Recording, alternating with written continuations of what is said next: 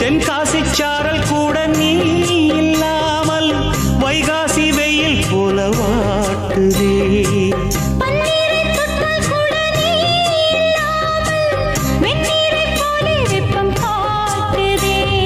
மையளந்த கண்ணும் என் கையளந்த பெண்ணும் மின்சாரம் பாய்ச்சுமா.